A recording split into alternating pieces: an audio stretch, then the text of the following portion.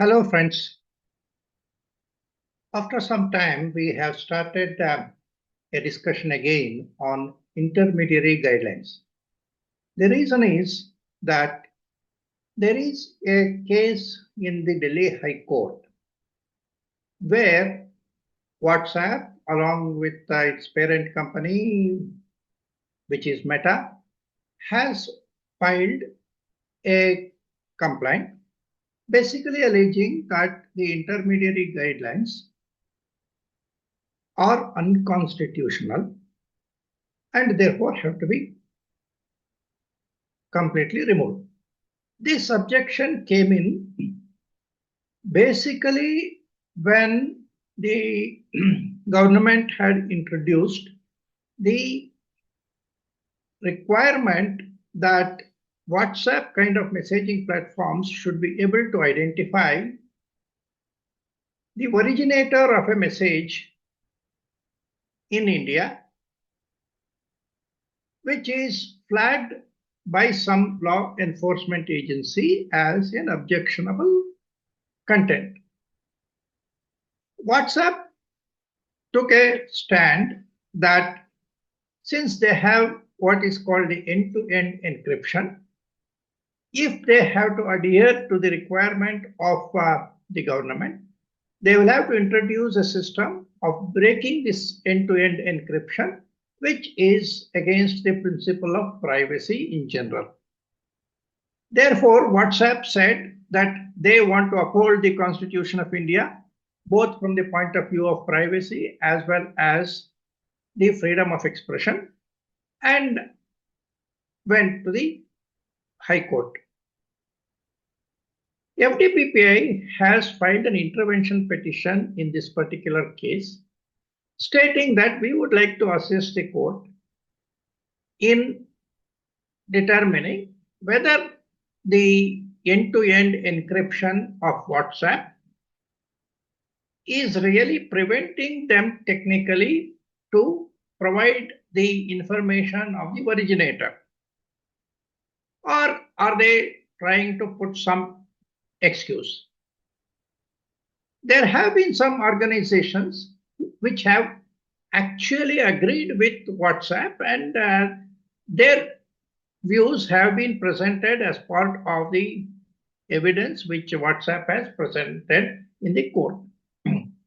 So what we are saying actually contradicts some of the views presented by people who have supported WhatsApp, because we are saying that end-to-end encryption for privacy or even freedom of expression applies only to the content and the identity of the individual who has passed on the message is in the WhatsApp user's mobile number, which should be actually available in the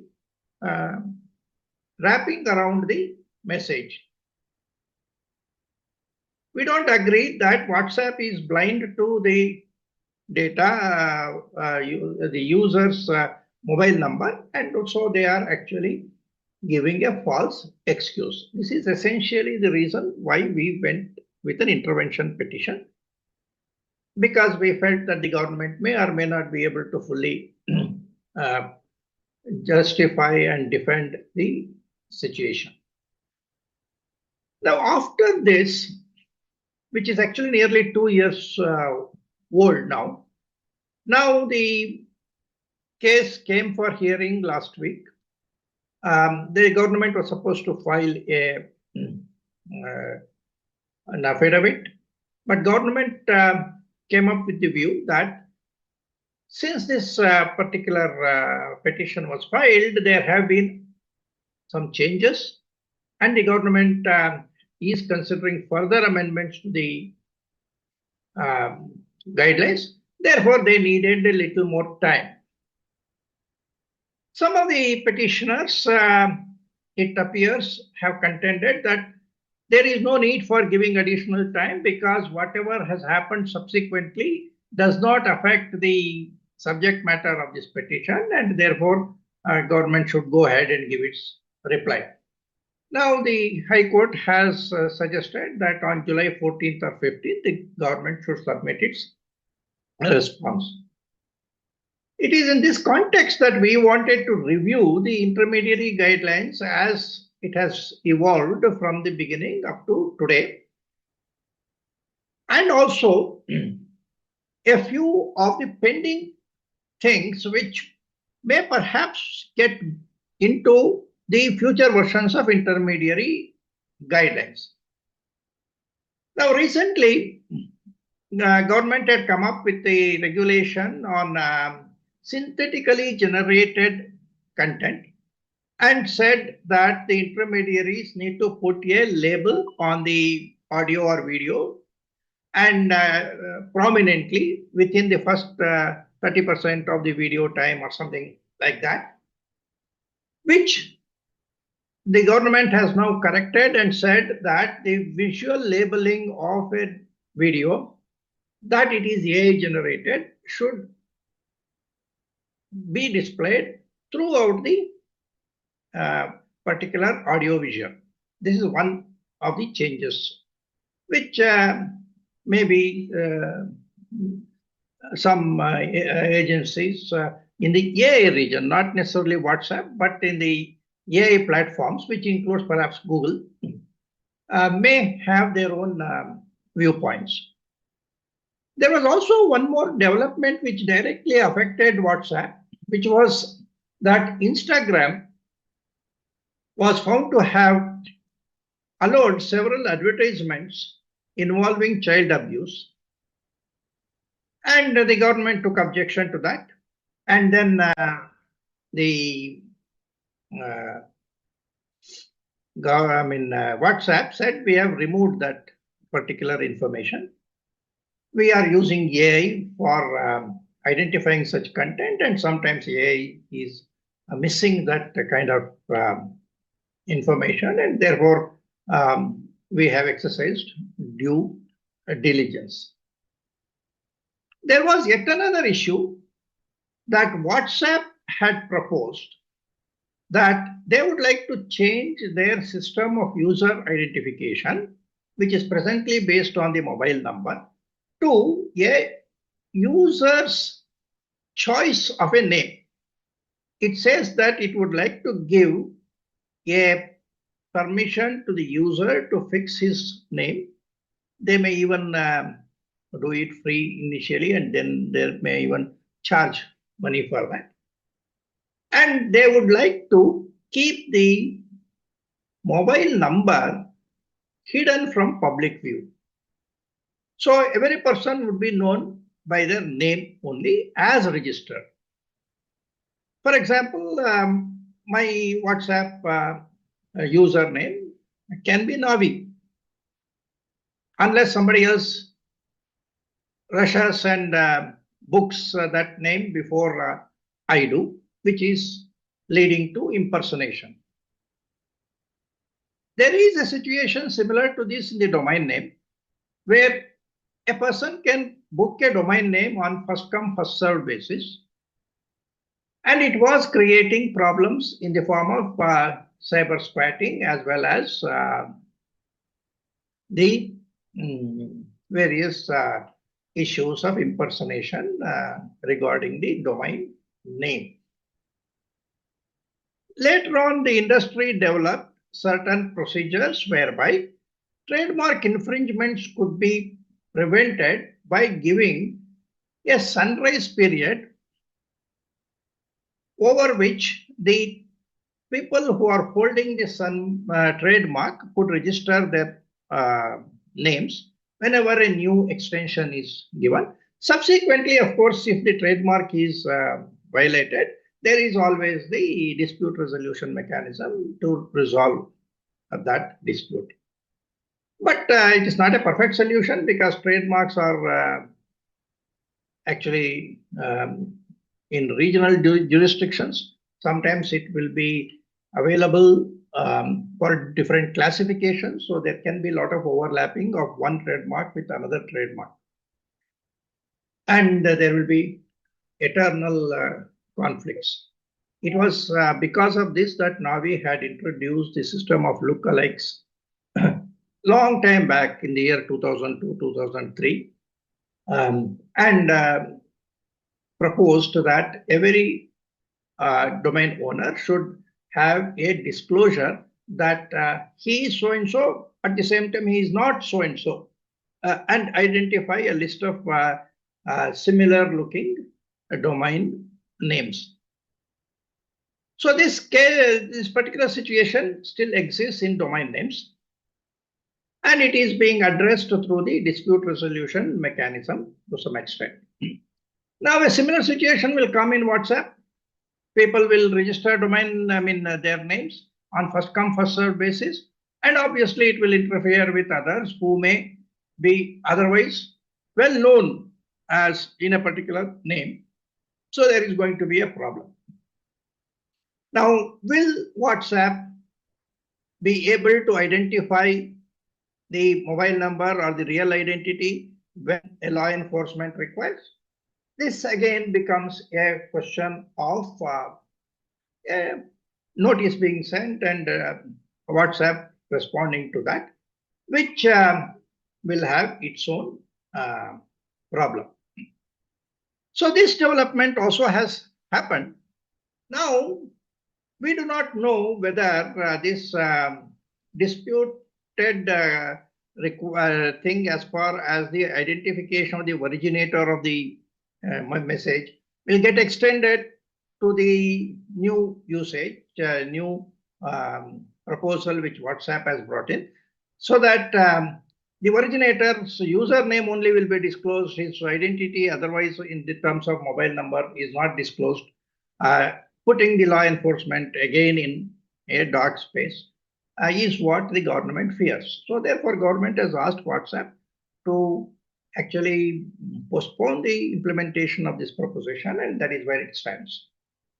So because of this, this has got some relationship with the WhatsApp case, which is presently in the High Court, and therefore government is reasonably justified in saying that we would like to respond even to this.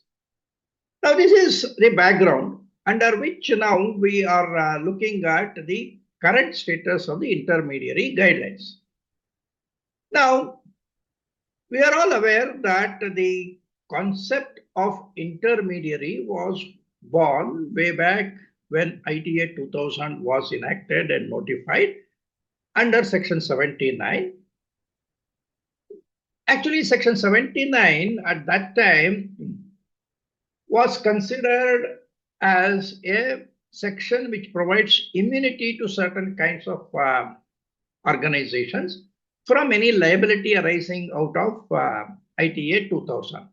Because it stated no person providing any service as a network service provider shall be liable under this act or rules or regulations made thereunder for any third party information or data made available by him if he proves that the offense or contravention was committed without his knowledge and that he had exercised all due diligence to prevent the commission of such offense.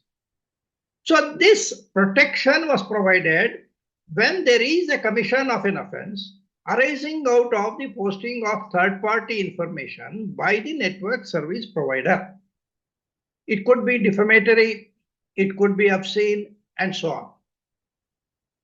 But this blanket immunity was restricted to a category of entities which can be called network service providers, which was also termed as an intermediary.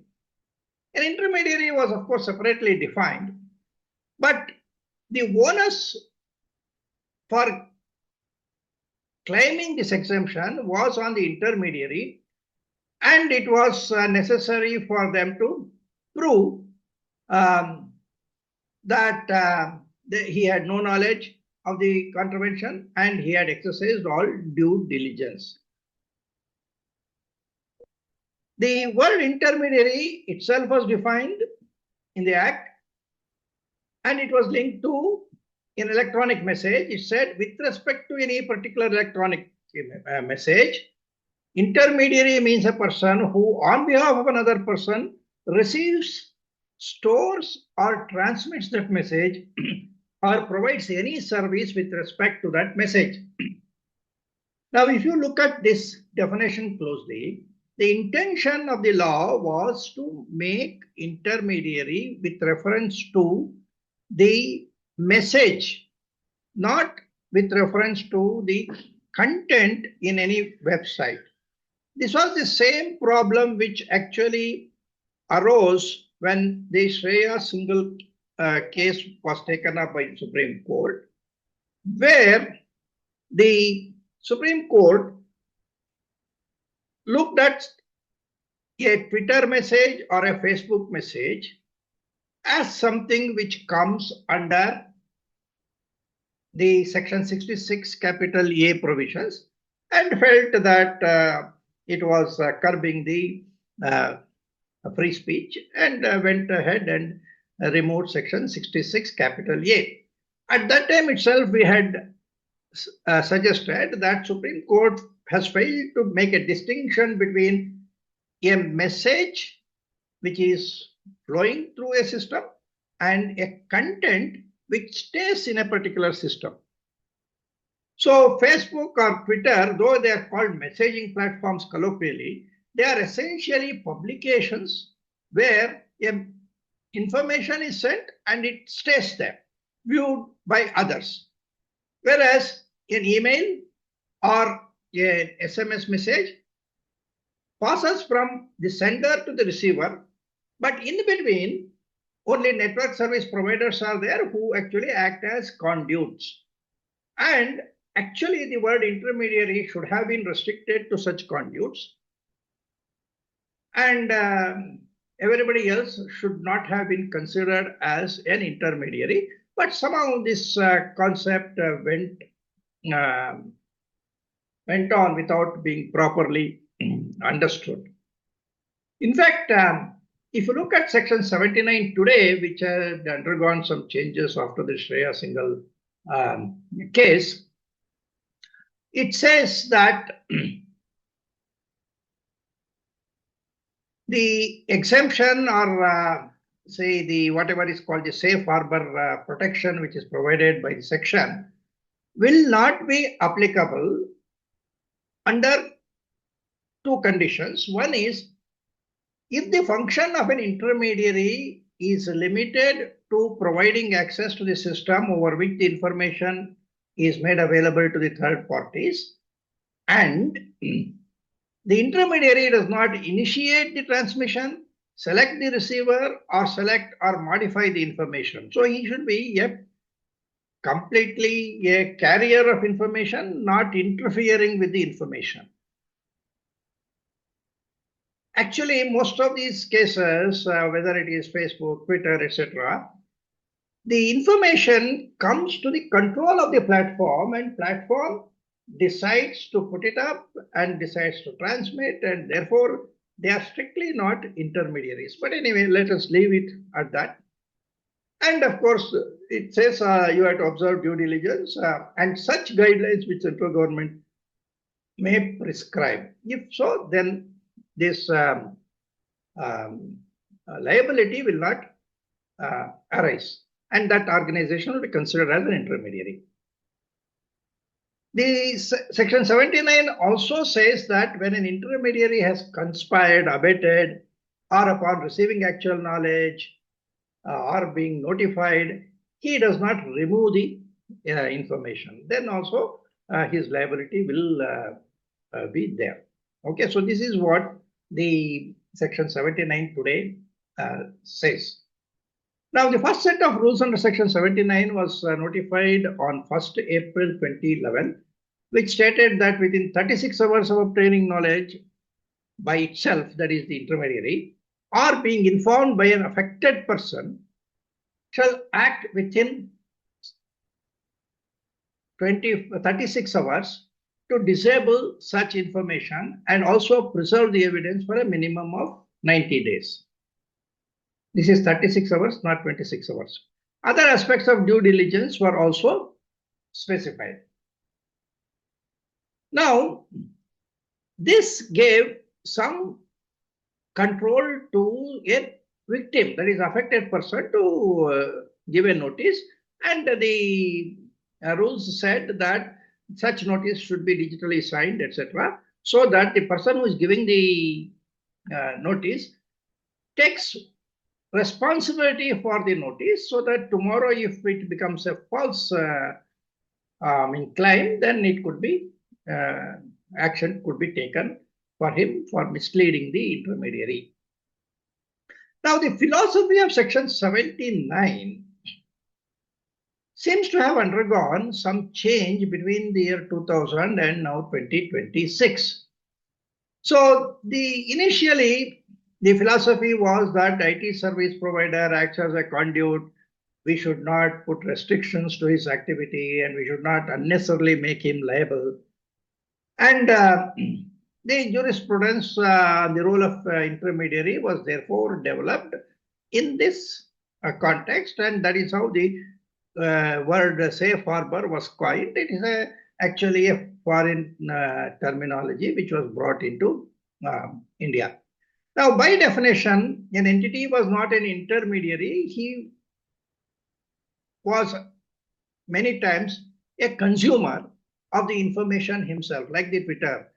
See, when an organization uses the information of its clients and let us say earns money through advertisement or other things, actually they are consuming the information, they are not passing it on.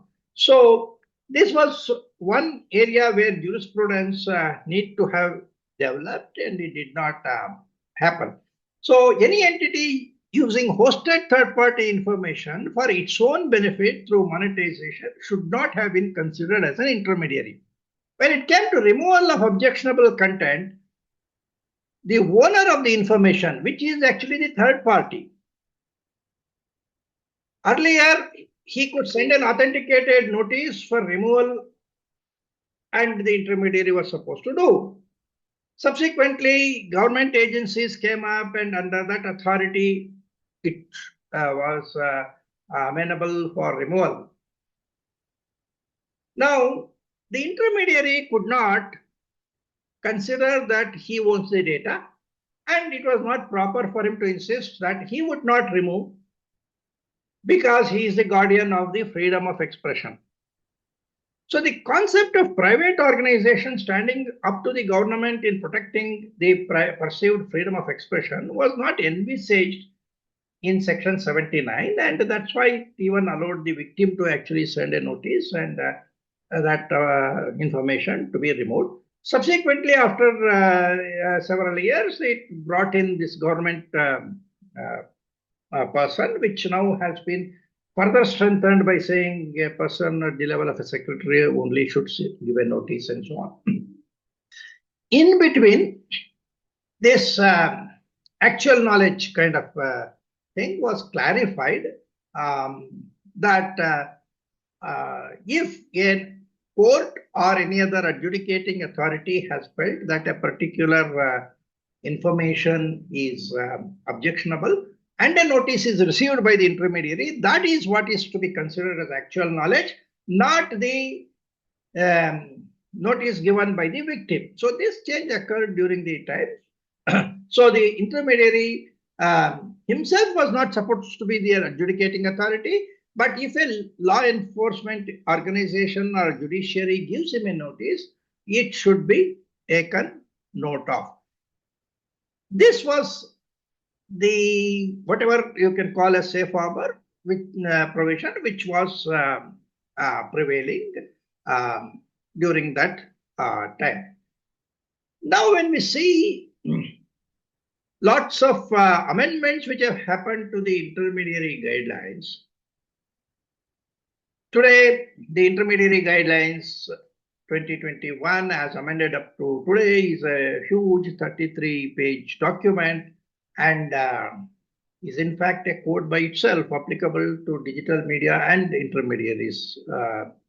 And it has made a substantial change to the scope of Information Technology Act. Now, In this context, we are trying to see that the philosophy of the role of the section 79 has changed, and what it means is that today the intermediary is more a co-regulator. So this is the major change which has come at present.